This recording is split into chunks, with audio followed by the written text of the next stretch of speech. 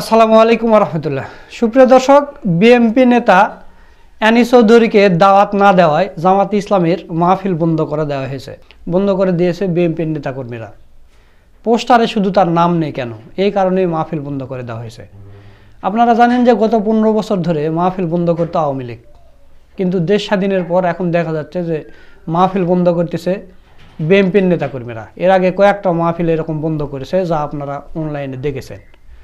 দর্শক, দেশ স্বাধীনের পর ডক্টর ইউনূস সরকার বলেছে যে মাহফিল করতে কোনো অনুমতি লাগবে না, আপনারা যেখানে মন চায় সেখানে মাহফিল করবেন। কোরআনের মাহফিল করতে কিসের অনুমতি লাগবে? তো তাহলে বিএনপির নেতারা এরকম করে মাহফিল বন্ধ করতেছে কেন? পোস্টারে নাম নেই, প্রধান অতিথিতে নাম নেই, এই কারণে তারা বিএনপির নেতাকর্মীরা এসে মাহফিলের প্যান্ডেল ছিঁড়ে ফেলেছে এবং মাইকের তার কেটে দিয়েছে, বিদ্যুৎ সংযোগ নষ্ট করে দিয়েছে এবং মাহফিলের ভিতরে বড় বড় বালু ট্রাক নিয়ে এসে রেখে দিয়েছে। খালেদা জিয়ার বাড়ির সামনে যেমন ট্রাক রাখতো হাসিনা, সেরকম করে বালুর ট্রাক এনে মাহফিলে রেখে দিয়েছে বিএনপির নেতাকর্মীরা। তো এই বিষয় নিয়ে একটা ভিডিও ভাইরাল হয়েছে, সেই ভিডিওটা আপনাদের দেখাবো। তার আগে আমি যুগান্তর থেকে একটা নিউজ আপনাদের দেখাতে চাই এবং পরে শোনাতে চাই। আপনারা এই পাশে দেখতে পাচ্ছেন নিউজটা। বিএনপি নেতা আনিকে দাওয়াত না দেওয়ায় মাহফিল বন্ধ। লক্ষ্মীপুরে বিএনপি নেতা শহীদউদ্দিন চৌধুরী আনিকে দাওয়াত না দেওয়ায় তাফসির মাহফিল বন্ধ করে দেওয়া হয়েছে। শুক্রবার দুপুরে সাংবাদিকদের কাছে এই অভিযোগ করেন মাহফিলের আয়োজকরা। অভিযোগ রয়েছে লক্ষ্মীপুর পৌরসভার 11 নম্বর ওয়ার্ডে সাবেক কাউন্সিলর ও ওয়ার্ড বিএনপি সভাপতি আলমগীর হোসেন বিএনপি নেতা শহীদ চৌধুরী আনির নাম ভাঙিয়ে মাহফিলের আয়োজনে বাধা দেয়। এতে মাহফিল বন্ধ করে দেওয়া হয়েছে, এমন অভিযোগ করেছেন মাহফিল বাস্তবায়ন কমিটির সভাপতি জামাল উদ্দিন কবির ও মোহাম্মদিয়া জামে মসজিদের খতিব আহসান হাবিব সহ মাহফিলের সংশ্লিষ্টরা।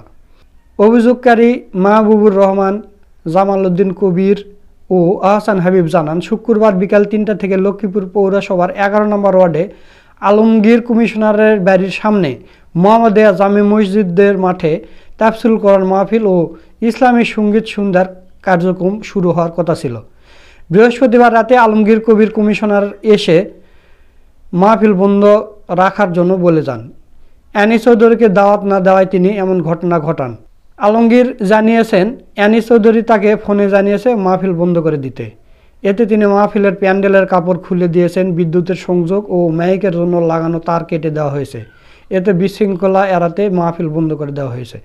আলমগীর হোসেন বলেন, বিএনপির যুগ্ম মহাসচিব শহীদ চৌধুরী আনি ও ঢাকা মহানগরের দক্ষিণ জামাতের সেক্রেটারি রেজাউল করিম লক্ষ্মীপুর 3 আসনের সংসদ সদস্য প্রার্থী। দর্শক, এখানেই একটা যে বিপত্তিটা বেঁধেছে, সেখানে শহীদ চৌধুরী আনি এবং ঢাকা মহানগরের উত্তরের সেক্রেটারি রেজাউল করিম এই দুইজনে একই আসন থেকেই এবার নির্বাচন করবে। এই কারণে মনে হয় এই বিপত্তিটা বেঁধেছে। মাহফিলে রেজাউল করিম অতিথি করা হয়। এছাড়া এলাকার প্রতিনিধি হিসাবে আমাকে প্রতি বছর দাওয়াত দেওয়া হয়, এবার আমাকে কেন কিছুই জানানো হয়নি। আমি যেহেতু বিএনপি রাজনীতি করি, এই জন্য আমাকে বিষয়টি জানাতে পারত।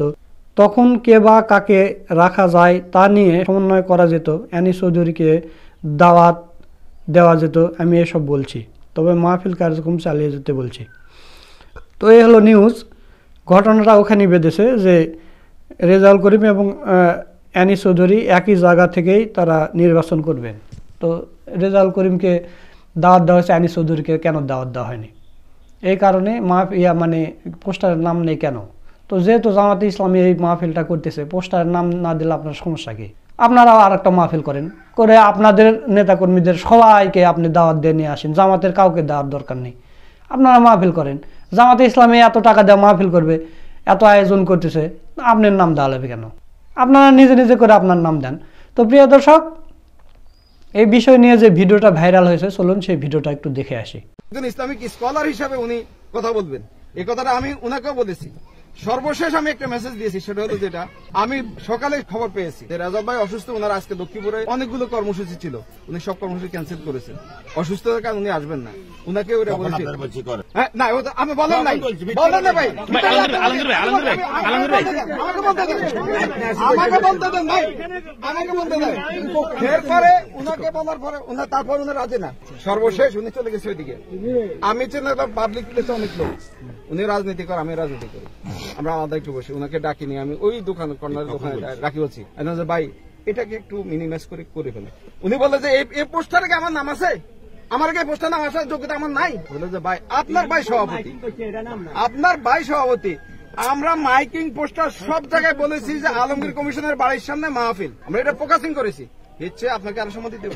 উনি যখন অ্যাগ্রেসিভ হয়েছে, আরো অ্যাগ্রেসিভ, ওনার ভিতরে ন্যূনতম কোনো নমনীয়তা বা একটু কপারেশনের মূলক ইয়ে নাই। পরে সব বলছে ঠিক আছে যেহেতু দিচ্ছেন না, কারণ আমার লোকজন রওনা দিবে, মেহমানরা রওনা দিবে, ঢাকা থেকে আসবে, তাদেরকে আমি না করতে হবো, মাঝপথে থেকে বেয়াদুফি। পরে আমি সাথে সাথে কি করছি, আমি যাদেরকে মেহমান করেছি তাদেরকে না করছি যে দুঃখজনক হলো সত্য যে আমরা মাহফিলটা করতে পারতেছি না, মাফ করবেন, আমরা পরে করবো। উনি এটাও বলেছে আমাকে, উনি আগে এটাও বলেছে যে মাহফিল আমরা করবো, আপনারা করবেন কেন? মাহফিল আমরা করবো, হ্যাঁ এটা আমরা করবো, মাহফিল আপনারা করবেন কেন? সমাজের ভাইরা, সাংবাদিক বন্ধুবৃন্দ, আমরা এই জন্য আমরা এর জন্য সিদ্ধান্ত নিয়েছি, যেহেতু আমাদের এখন কি আপনারা ইয়েদেরকে না করে দিচ্ছি, না মাহফিল হবে না। ইভেন কি আমি ওনাকে ফোনে বলেছি ভাই গাড়িটা ডেকোরেশন নিয়ে যে গাড়িটা আসবো ওটা আমার ফোন দিচ্ছি, আমি হাবিবুজ্জের নাম্বার দিচ্ছি ড্রাইভারের রাত না 12টার পর আমি লক্ষ্মীপুর ছিলাম, ফোন দিচ্ছি, আমি বলছি যে মাল সামানার কি ট্যাক্সের নিয়ে আমার কথা শেষ হয় নাই, আমার কথা ভাই আমি বলি ইতিপূর্বে ভাই ইতিপূর্বে বলছি লাস্ট ওটারে বলছি ইয়াটাই বলতেছে আমরা করবো না। আমার জাহাঙ্গীর ভাই কার দিকে গেছে কেন আমার কথা আমরা সাথে কথা বলি না। কাউন্সিলের সদস্যদের মূল সমস্যা হলো ডাক্তার রেজাল্ট করে মারেন, এলিজিবিলিটি না দেওয়ার কারণে আপনাদের হচ্ছে না। উনি আমাকে স্পষ্ট বলেছে, এনি ভাই ওনাকে ফোন দিয়েছে যে তোমার বাড়িতে যার মাহফিল, আমি প্রধান অতিথি না, ডক্টর রেজাউল জামাত, ডক্টর রেজাউল সভাপতি, প্রধান অতিথি, এটা কি? আমি বললাম যে ভাই উনি একজন স্কলার হিসেবে, উনি তো রাজনীতি বক্তৃতা দিত না, উনি তো রাজনীতি বক্তৃতা দিবে না, উনি একজন স্কলার হিসেবে। দর্শক আপনারা ভিডিওটা দেখলেন, তো গত 15 বছর ধরে কিন্তু এই আনিস চৌধুরীর এলাকায় মাহফিল হয়েছে, সেখানে কিন্তু তাকে প্রধান অতিথি হিসেবে বা পোস্টারে তার নামও দেয়নি আওয়ামী লীগেরা।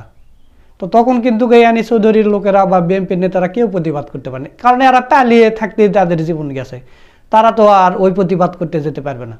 তো তাহলে এখন কেন প্রতিবাদ করতেছে? দেশ স্বাধীনের পর এরা কি মনে করছে যে আমরা এখন প্রধানমন্ত্রী হয়ে গেছি বা ক্ষমতা পেয়ে গেছি, এরকম করে তারা মাহফিল বন্ধ করে দিচ্ছে, এটা কোরআনের মাহফিল। আপনারা কি কোনোদিন শুনেছেন এরকম নজির আছে যে জামাতের কোনো নেতাকে মাহফিলের দাওয়াত দেয়নি, এই কারণে জামাতের কর্মীরা বা শিবিরের কর্মীরা গিয়ে মাহফিল বন্ধ করে দিয়েছে? এরকম কোন নজির আছে? না, জামাত নেতাদের দাওয়াত দেয়নি, ভালো কথা, দাওয়াত দেয়নি, তাই বলে কোরআনের মাহফিল বন্ধ করে দেবে? কোনো দিনও দেবে না। কিন্তু বিএনপি নেতারা এরকম করতেছে, মানে ক্ষমতায় না যাতে তারা অপব্যবহার শুরু করে দিচ্ছে, ক্ষমতার অপব্যবহার। তাহলে তারা ক্ষমতায় গেলে কি করবে আপনারা চিন্তা করে দেখেন। এই কারণেই মুরব্বীরা বলতেছে যে বাংলাদেশে যে কার্যক্রম ছিল সেটাই আছে, শুধু মানে হাত বদল হয়েছে, ক্ষমতা বা নাম পরিবর্তন হয়েছে, আওয়ামী লীগ থেকে বিএনপি চলে গেছে, চাঁদাবাজি, লুটতারা, সব কিছুই, দখল দায়িত্ব সব কিছুই চলতেছে, কিছুই বন্ধ হয়নি। তো দর্শক আপনাদের কাছে কি মনে হয়? আপনাদের মূল্যবান মতামতটা দিয়ে যাবেন যে এই মাহফিল বন্ধ করা এটা উচিত হয়েছে কি হয়নি, এই বিষয়ে আপনাদের মতামত কি তা অবশ্যই কমেন্ট করে জানিয়ে দেবেন। আজকের ভিডিও এই পর্যন্তই। ভিডিওটা যদি ভালো লাগে অবশ্যই বেশি বেশি করে শেয়ার করবেন, যাতে করে বাংলার জনগণ বুঝতে পারে যে বিএনপি নেতারা কি আচরণ শুরু করেছে। সকলকে ধন্যবাদ। আসসালামু আলাইকুম ওয়া রাহমাতুল্লাহ।